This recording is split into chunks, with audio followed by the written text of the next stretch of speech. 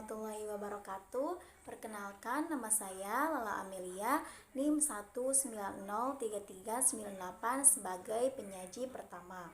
Di sini saya akan menerangkan isi materi dari inovasi pembelajaran kontekstual.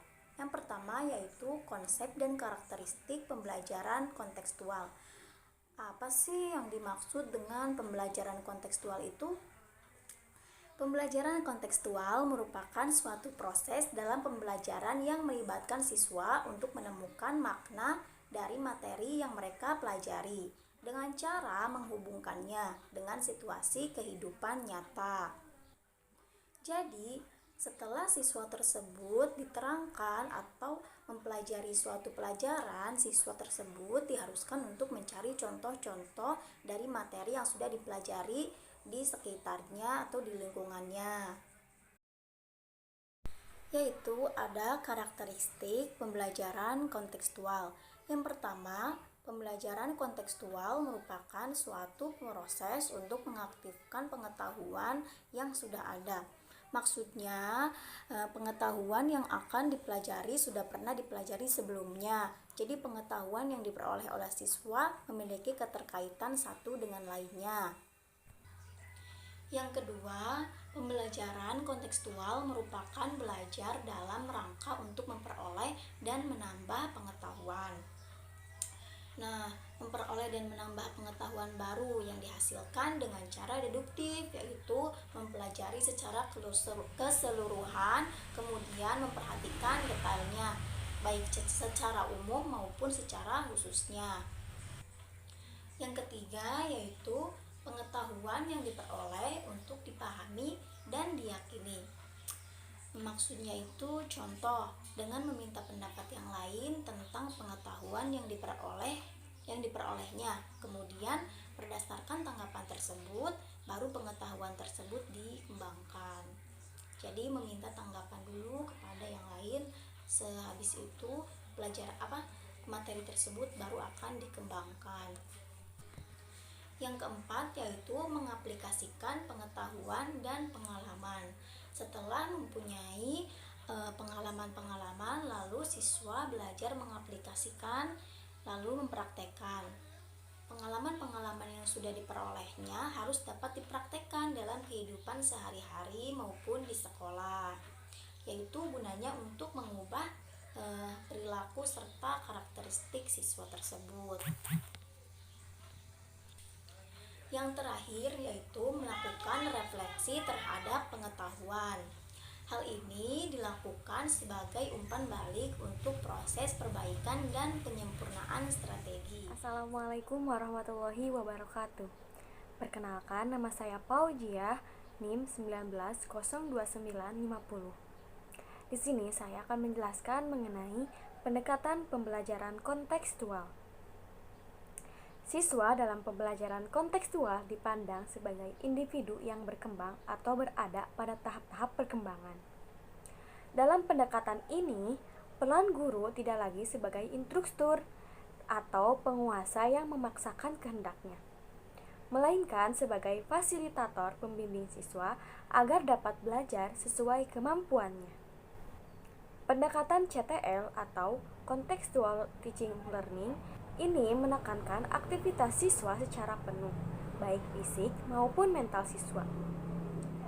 Pembelajaran kontekstual juga melihat belajar bukanlah kegiatan mengingat fakta-fakta, mendemonstrasikan latihan secara berulang, maupun menghafal, melainkan suatu proses berpengalaman dalam kehidupan nyata. Selanjutnya yaitu prinsip-prinsip pembelajaran kontekstual. Elaine B. Johnson pada tahun 2002 mengklaim bahwa dalam pembelajaran kontekstual minimal ada 3 prinsip utama yang sering digunakan. 3 prinsip tersebut yaitu, yang pertama yaitu prinsip saling ketergantungan. Prinsip saling ketergantungan artinya dalam proses pembelajaran saling berhubungan atau keterkaitan, seperti penekanan hubungan antar teori dengan praktik, konsep dengan penerapan, atau dalam kehidupan nyata, contohnya lingkungan sekolah dengan lingkungan masyarakat. Selanjutnya yaitu prinsip diferensiasi. Prinsip ini hampir sama dengan prinsip saling ketergantungan, yang sama-sama saling berhubungan dan bergantung.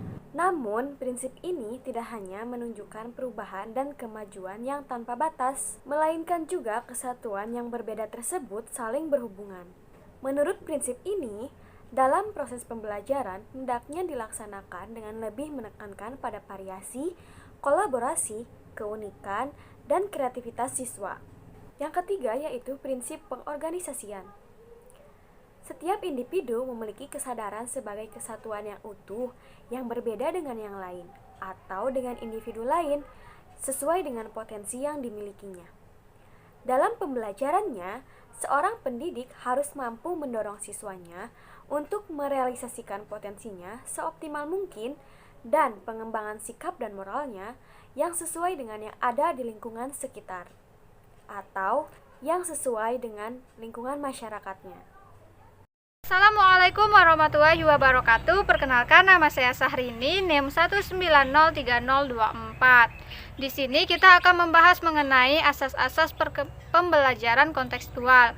Nah, asas-asas pembelajaran kontekstual ini ada 7. Yang pertama yaitu inquiry. Inquiry adalah proses pembelajaran yang berdasarkan pencarian dan penemuan melalui proses berpikir secara sistematis. Nah, artinya guru itu bukan untuk mempersiapkan siswa untuk menghafal materi yang dipelajarinya, tetapi guru menyusun pembelajaran yang memungkinkan anak didiknya menemukan sendiri materi yang harus dipahaminya. Nah, pada model inquiry dapat dilakukan melalui 5 tahap. Tahap pertama yaitu merumuskan masalah, yang kedua yaitu mengajukan hipotesis, yang ketiga yaitu mengumpulkan data, yang keempat yaitu menguji hipotesis, dan yang terakhir yaitu membuat kesimpulan. Yang kedua yaitu ada konstruktivisme. Konstruktivisme adalah proses membangun suatu pengetahuan baru dalam struktur kognitif siswa berdasarkan pengalaman yang telah diperoleh oleh siswa tersebut. Nah, jadi di dalam proses mendapatkan pengetahuan ini dimulai dengan terjadinya masalah kognitif yang hanya dapat diatasi dengan pengetahuan siswa tersebut. Nah, di akhir proses belajar, pengetahuan itu akan dibangun sendiri oleh siswa dengan pengalaman dari hasil interaktif siswa tersebut dengan lingkungannya. Selanjutnya yang ketiga yaitu ada masyarakat belajar. Konsep masyarakat belajar dalam pembelajaran kontekstual ini lebih menyarankan agar hasil dari pembelajaran diperoleh dari kerjasama atau kelompok belajar atau homework. Nah, di mana di dalam masyarakat belajar ini siswa dibagi ke dalam beberapa kelompok yang anggotanya bersifat heterogen.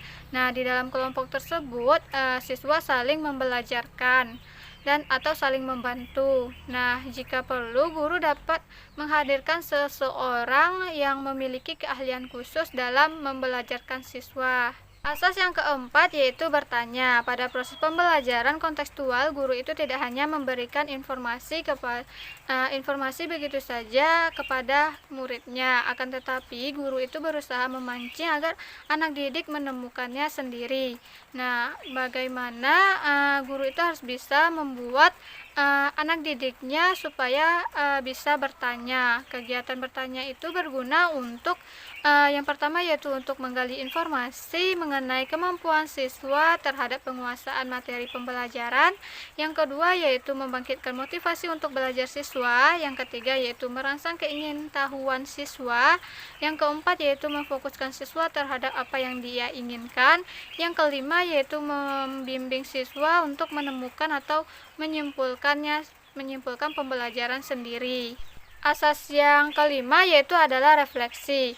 Nah, refleksi ini guru memberikan kesempatan kepada siswa untuk mengingat kembali apa yang telah siswa tersebut pelajari sebelumnya. Nah, siswa diberi kebebasan untuk menafsirkan pengalamannya sendiri sehingga siswa tersebut dapat menyimpulkan mengenai pengalaman belajarnya. Yang keenam yaitu ada pemodelan, adalah memperagakan sesuatu sebagai contoh yang dapat ditiru oleh setiap siswa. Nah, contoh dari pemodelan itu bisa seperti guru olahraga yang memberikan model bagaimana cara bermain sepak bola, atau guru seni memberikan model bagaimana cara memainkan alat musik. Yang ketujuh yaitu ada penilaian nyata. Pada penilaian nyata ini merupakan proses yang dilakukan guru untuk mengumpulkan informasi mengenai perkembangan belajar yang dilakukan oleh siswa tersebut. Nah, penilaian dilakukan secara kontinu atau selama kegiatan pembelajaran itu berlangsung. Selanjutnya yaitu ada tahapan model pembelajaran. Yang pertama ada tahap invitasi. Siswa didorong mengemukakan pengetahuan awal tentang suatu konsep yang dibahas. Guru juga memberikan pertanyaan tentang suatu masalah, fenomena kehidupan sehari-hari melalui kaitan konsep-konsep yang dibahas tadi dengan pendapat mereka sendiri. Siswa juga diberikan kesempatan untuk mengkomunikasikan, mengikuti serta pemahamannya tentang konsep tersebut. Nah, tahap yang kedua yaitu tahap eksplorasi, di mana siswa diberi kesempatan untuk menyelidiki dan menemukan konsep melalui pengumpulan, pengorganisasian, penginterpretasikan data dalam sebuah kegiatan yang telah dirancang guru secara berkelompok. Melalui kegiatan diskusi tentang masalah yang dibahas. Tahap ini juga akan memenuhi rasa keingintahuan siswa tentang fenomena kehidupan di sekelilingnya. Tahap yang ketiga yaitu tahap penjelasan dan solusi. Di sini, siswa memberikan penjelasan dan solusi yang didasari pada hasil observasi ditambah penguatan guru. Maka, siswa dapat menyampaikan gagasan, membuat model, membuat rangkuman, dan ringkasan. Tahap yang terakhir yaitu adalah tahap pengambilan tindakan. Nah, tahap pengambilan tindakan adalah tahap akhir dalam pembelajaran kontekstual, di mana tadi siswa telah memperoleh informasi dari tahap-tahap sebelumnya, sehingga siswa tersebut dapat membuat sebuah kesimpulan. Pada tahap ini, siswa juga dapat mengajukan pertanyaan lanjutan untuk memperkuat informasi-informasi yang telah diperolehnya tadi. Nah, tahap pengambilan tindakan mendorong siswa untuk dapat membuat keputusan serta menggunakan pengetahuan dan keterampilan yang telah diperoleh tadi dalam bentuk pemecahan masalah pada situasi lain.